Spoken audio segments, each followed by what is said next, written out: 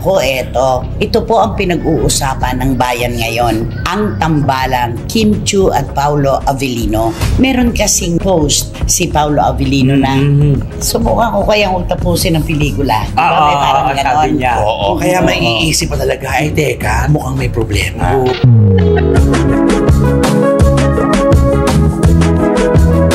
Meron nga yung pinagbigyan na nga nila ang Hello Love Again. Inuna na nga yan. Dapat sila nga nung October pa. Eto, nag-November ang Hello Love Again. Pwede na. Tapos ngayon sabi, Valentine, presentation. Hindi na naman tinupad. Tapos April na naman at nalaman lang namin ito sa mga SM Cinemas. Pero, naglabas ngayon ng anunsyo.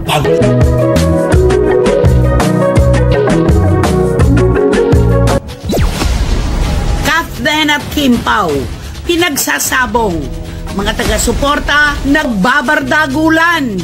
Bitiranang kolonista na si Christopher Min, nagulat sa hidwaan ng mga Kim Pao at Kathleen supporters.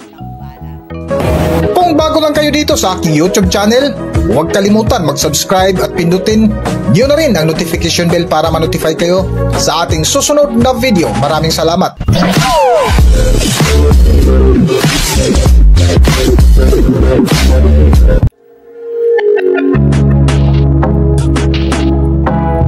Viral ngayon sa social media ang dalawang mainit na love team sa kasalukuyan na sina Kim Pao at Kathleen, kung saan nagbardagulan ang kanilang mga supporters. Ilang linggo nga ang lumipas ay naging topic din to sa vlog ng bitiranang kolumnista si Christopher Min na di umano ay October 2024 pa nabuo ang Kim Pao movie na My Love Will Make You Disappear. Ngunit sa pakiusap ng ilang personalidad, naunahin muna ipalabas ang movie na pinagbidahan ni Catherine Bernardo at Alden Richards na Hello Love Again ay nagbigay ng daan ang movie ni Kim Chiu at Paolo Avellino, kung saan ikinasama nga din ito ni Kim Chiu at Paolo Avellino dahil pumasok ang taong 2025 ay inurong ito ng inurong na naman. Nako, ito po ang pinag-uusapan ng bayan ngayon. Ang tambalang Kim Chiu at Paolo Avellino. Meron kasing post si Paolo Avellino na subukan ko kayang tapusin ng pelikula. May parang ganon. Oo, kaya maiisip pa talaga, teka, mukhang may problema. Kasi nga naman, yung kanilang pelikula na My Love Will Make You Disappear, sandamakmak na promo na ang ginawa nilang dalawa. Diba? Kung saan dahil kasi ang kanilang paniwala nung last year, October, ipapalabas na itong kanilang tambalan. Tapos, naurong ng naurong, napunta ng February. Okay pa rin, pwedeng pang Valentine. Pwede, maganda yun. Kaso, nung nagpapa-reserva na ang kanilang mga tagahanga para sa kanilang black screening, ang sabi ng SM Cinemas, hindi tuloy ng February, matutuloy daw ang pagpapalabas ng Abril. Abay, paurong na ng paurong ng paurong.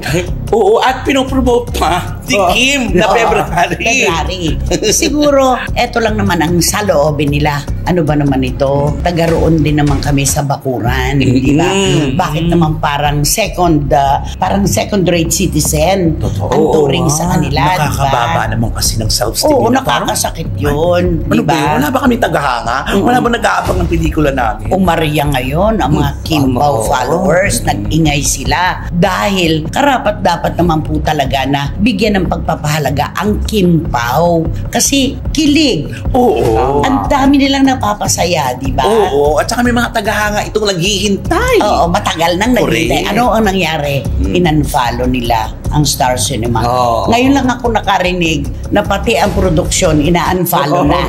Di ba? Dati, personalidad lang. Pagka may galit, i-unfollow kita.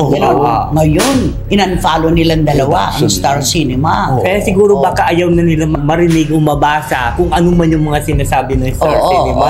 Kasi di ba, na-hurt talaga sila. Nasaktan. At may karapatan po naman sila talagang magtampo.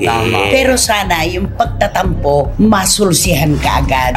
Kasi alam niyo po, sa bandang dulo nito, ang mapapasama pa, ang Kim Pao. Ano ang sasabihin na naman ng mga bashers dyan? Ikaw, Kim Chiu, galing ka sa PBB House, ABS-CBN at Star Cinema ang nagpasikat sa'yo. Ikaw, Paolo Avellino, ang nagbigay sa'yo ng magagandang opportunities. Lahat ng ginawa mo, Star Cinema at saka ABS-CBN, wala kayong utang na loob. Ayan na naman. Diyan papasok yung utang na loob. Pero sa simpleng pagtatampo, yung tampo lang naman niya tampo na bakit kami ang huling nakakaalam na ipopospone pala. Sana kami yung una kasi kami bakit yung inurong nyo na ng inurong? Napapahiya na tuloy kami dahil promote kami ng promote.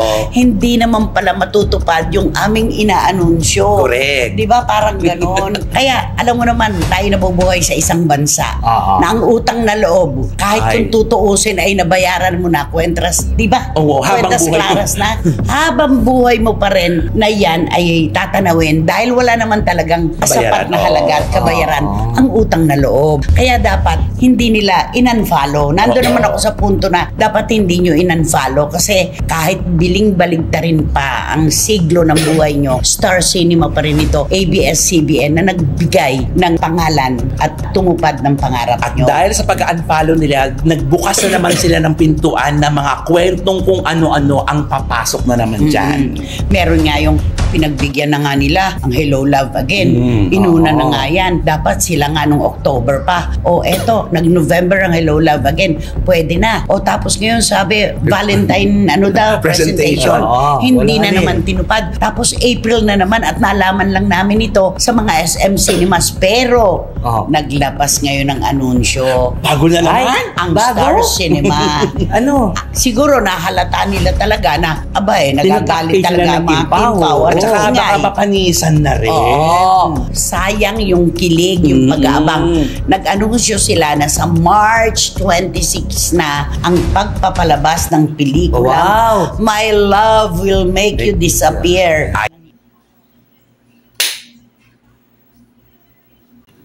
At itong nakalipas nga na araw sa programa ng bitiranang kolumnista si Christopher Min ay muling ibinahagi nila ang magkabilang kampo kung saan nagbardagulan ngayon ang kanilang mga supporters na isa nga sa ikinasama ng loob ng mga Kimpaw fanatics ay delay na palabas ng kanilang movie na My Love Will Make You Disappear.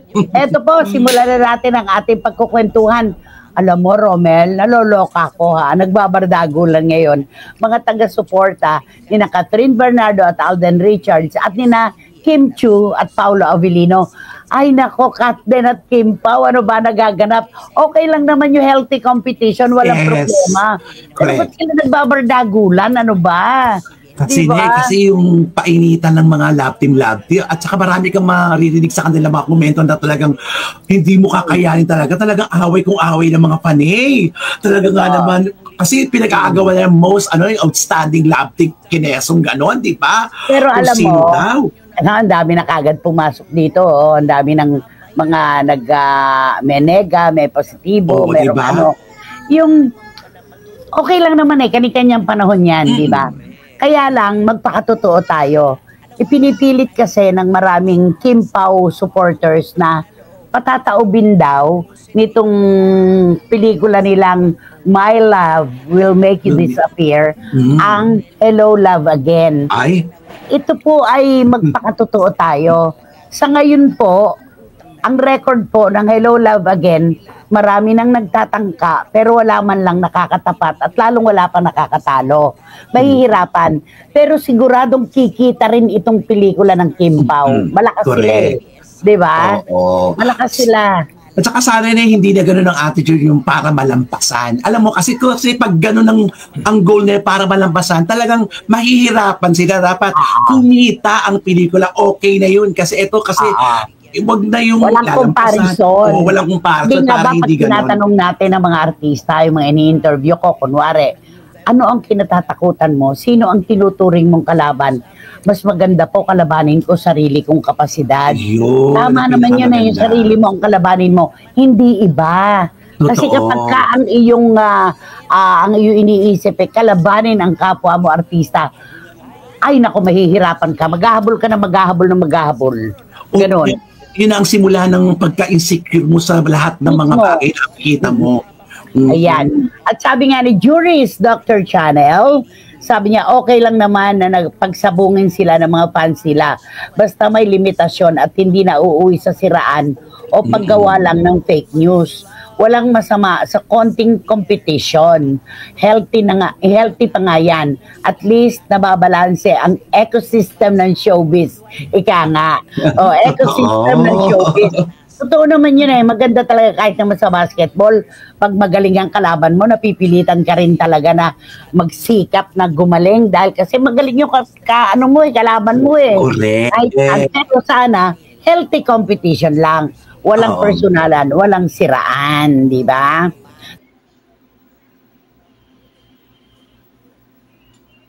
Sa dulo nga ng topic ni Nanay Christopher Min ay binagi nila ang komento ng ilang netizens kung saan nagulat din sila sa hidwaan ng magkabilang kampo na mainit ngayon na nakipagbardagulan. Para sa buong kwento, narito ang video. Nako, si Lulu Malig, live na live. Ang ating ngayon, si Iram Lia ang hindi naka-live, pero mamaya meron yan. Dapat po hindi mag-away-away yung mga taga-suporta. Pareho po silang idolo. Oo nga, nasa gitna kasi si Lulu Malig, pareho niyang idolo ang Kat Ben at saka ang Kim Pao. Kaya, hindi niya gugustuhin yan. Hindi siguro kakayanin na mapataob ang HLA. Gusto ko rin ang Kim Pao, pero iba talaga ang Kat Ben, Nay. Ayun na. Kumita din ang movie ng Kim Pao. Gusto ko rin po sila, Nay. Yun yung punto namin, boy, si Kiragay. Kikita ito kasi malakas ang following ng Kim Pao At saka, gusto ko yung kanilang tambalan. Hindi OA. Natural. Hindi forcing through. Hindi trying hard. Hindi trying hard. Hindi tulad ng iba na pinipilit sa pilitan, parang ganon. Napaka-TH ng datingan, di ba? Parang ganon. Pero ito, okay kaya kikita ito. Itong pelikula nila. Kaya palagay ko hindi matatalbogan ng Kim Pao ang kinita ng Kat Ben.